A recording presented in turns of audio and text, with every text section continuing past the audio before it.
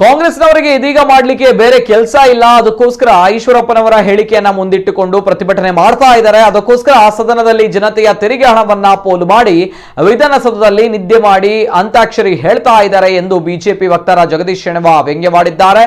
ವಿಧಾನಮಂಡಲದ ಉಭಯ ಅಧಿವೇಶನಕ್ಕೆ ಧರಣಿಯ ಮೂಲಕ ಅಡ್ಡಿಪಡಿಸಿದ ಕಾಂಗ್ರೆಸ್ ಪಕ್ಷದ ಜನವಿರೋಧಿ ನೀತಿ ಮತ್ತು ಹಿಜಾಬ್ ಪ್ರಕರಣಕ್ಕೆ ಬೆಂಬಲ ನೀಡಿ ಸಮಾಜದಲ್ಲಿ ಒಡಕಿನ ವಾತಾವರಣ ಸೃಷ್ಟಿಸಿದ ಕಾಂಗ್ರೆಸ್ ಪಕ್ಷದ ವಿರುದ್ಧ ಭಾರತೀಯ ಜನತಾ ಪಾರ್ಟಿ ದಕ್ಷಿಣ ಕನ್ನಡ ಜಿಲ್ಲೆಯ ವತಿಯಿಂದ ಆಯೋಜಿಸಿದ್ದ ಪ್ರತಿಭಟನಾ ಸಭೆಯಲ್ಲಿ ವಾಗ್ದಾಳಿ ನಡೆಸಿದ ಅವರು, ಕಾಂಗ್ರೆಸ್ನವರಿಗೆ ಬಿಜೆಪಿಯ ಯಾವ ವಿಷಯವೂ ಕೂಡ ಪ್ರತಿಭಟನೆಗೆ ಸಿಗ್ತಾ ಇಲ್ಲ, ಅದಕ್ಕೋಸ್ಕರ ರಾಷ್ಟ್ರ ಧ್ವಜದ ವಿಚಾರವನ್ನ ಮುಂದಿಟ್ಟುಕೊಂಡಿದ್ದಾರೆ. ಇದಕ್ಕೆ ಜನತೆ ಪಾಠ ಕಲಿಸಬೇಕು ಎಂದರು. ಇನ್ನು ಹಿಜಾಬ್ ವಿಚಾರಕ್ಕೆ ಸಂಬಂಧಿಸಿ ಮಾತನಾಡಿದ ಶೆಣವ, ಉಡುಪಿಯಲ್ಲಿ 6 ಮಂದಿ ವಿದ್ಯಾರ್ಥಿನಿಯರಿಗೆ ಜ್ಞಾನೋದಯವಾಗಿದೆ, ವಿನಾಕಾರಣ ಹಿಜಾಬ್ ವಿಚಾರವನ್ನ ಮುಂದಿಟ್ಟುಕೊಂಡು ವಿವಾದ ಸೃಷ್ಟಿಸಿದ್ದಾರೆ. ಇದರ ಹಿಂದೆ ರಾಷ್ಟ್ರದ್ರೋಹಿ ಸಂಘಟನೆಗಳಾದ ಎಸ್ಡಿಪಿಐ, ಪಿಎಫ್ಐ ಕುಮ್ಮಕ್ಕು ಇದೆ ಎಂದು ಆರೋಪಿಸಿದ್ರು. ಶಿವಮೊಗ್ಗದಲ್ಲಿ ನಡೆದ ಹರ್ಷನ ಕೊಲೆ ಕೃತ್ಯ ಸಹಿಸಲಾಗದ ಸಂಗತಿ, ಇದನ್ನು ನಾವೆಲ್ಲರೂ ಕೂಡ ಖಂಡಿಸಬೇಕು ಎಂದ ಅವರು, ಮಕ್ಕಳ ಮನಸ್ಸಿನಲ್ಲಿ ಧರ್ಮದ ಬೀಜ ಬಿತ್ತಿದ್ದಾರೆ ಎಂದು ಆರೋಪಿಸಿದರು.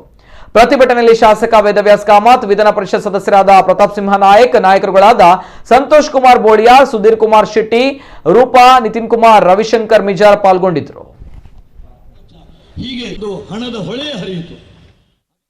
ಕಾಂಗ್ರೆಸ್ನವರಿಗೆ ಬೇರೆ ಏನು ವಿಷಯ ಇಲ್ಲ. ಬೇರೆ ಏನು ವಿಷಯ ಇಲ್ಲದಿರುವಾಗ ಅವರಿಗೆ ಒಂದು ವಿಧಾನಸೌಧದಲ್ಲಿ ಮಲಗಲಿಕ್ಕಿತ್ತು, ಮಲಗಿ ಅಲ್ಲಿ ಅಂತ್ಯಾಕ್ಷರಿ ಹಾಡಲಿಕ್ಕಿತ್ತು. ಏನೊಂದು ದುರಂತ!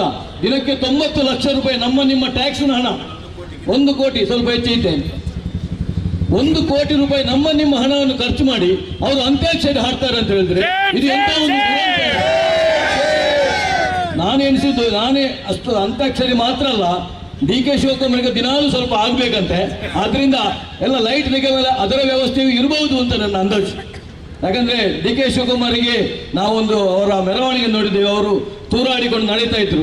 ಆದ್ರಿಂದ ಅಂತ ವ್ಯವಸ್ಥೆ ಇರಬೇಕು ಅವರಿಗೆ. ಅದಕ್ಕೆ ಬೇಕಾಗಿ ಲೈಟ್ ಸ್ವಲ್ಪ ಹೊತ್ತಾದ ಮೇಲೆ ಅದರ ವ್ಯವಸ್ಥೆ ಇರಬಹುದು ಅಂತ ನನ್ನ ಅಭಿಪ್ರಾಯ.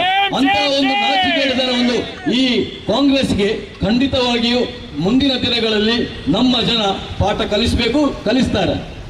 ಆ ಮಕ್ಕಳ ಮನಸ್ಸಿಗೆ 9ನೇ ಕ್ಲಾಸ್ 10ನೇ ಕ್ಲಾಸ್ನ ಮಕ್ಕಳಿಗೆ ಈ ಧರ್ಮ ಏನು ಅಂತ ಗೊತ್ತುಂಟ? ಇಲ್ಲ. ಇವತ್ತು ಏನು ಮಾಡಿದ್ದಾರೆ ಅಂದರೆ 3ನೇ ಕ್ಲಾಸ್ನ ಮಕ್ಕಳಿಗೆ ಹಿಜಾಬ್ ಹಾಕಲಿಕ್ಕೆ ಕಳಿಸಿದ್ದಾರೆ. ನಾವೆಲ್ಲ ಚಿಕ್ಕದಿರುವಾಗ, ನಾನು SDM ಅಲ್ಲಿ ಇರುವಾಗ ನಮ್ಮ ಕ್ಲಾಸ್ನಲ್ಲಿ ಇದ್ರು ಯಾರು ಹಿಜಾಬ್ ಆಗ್ತಾ ಇಲ್ಲ. ಆದರೆ ಈಗ 3ನೇ ಕ್ಲಾಸ್ನ ಮಕ್ಕಳಿಗೆ ಆ ತಲೆಯಲ್ಲಿ ಅಂತ ಒಂದು ಧಾರ್ಮಿಕ ಏನು ಅಪೀಮುಂಟು ಅದನ್ನು ಅವರ ತಲೆಗೆ ಹಾಕಿದ್ದಾರೆ. ಇದರಲ್ಲಿ ಕಾಂಗ್ರೆಸ್ನವರ ನೇರ ಕೈವಾಡ ಉಂಟು.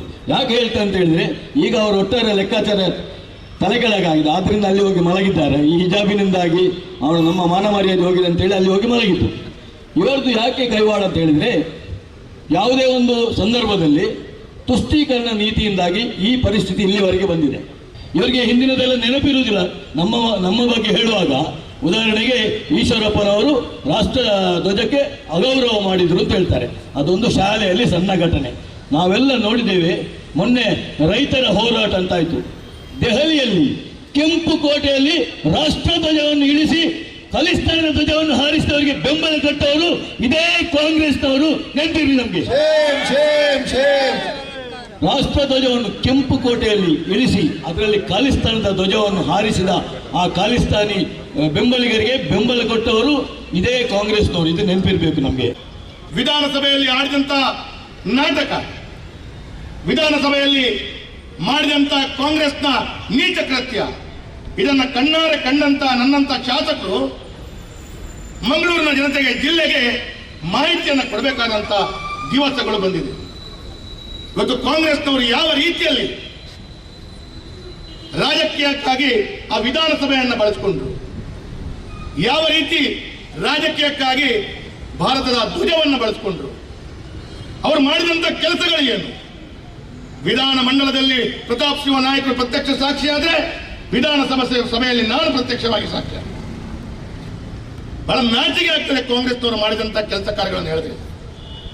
ಒಂದು ವಿಧಾನಸಭೆ ಯಶಸ್ವಿಯಾಗಿ ನಡಿಬೇಕು ಅಂತ ಹೇಳಿದ್ರೆ 1 ತಿಂಗಳಿಂದ ಅದಕ್ಕೆ ಬೇಕಾದಂತಹ ಪೂರ್ವ ತಯಾರಿಗಳನ್ನು ಮಾಡಬೇಕು.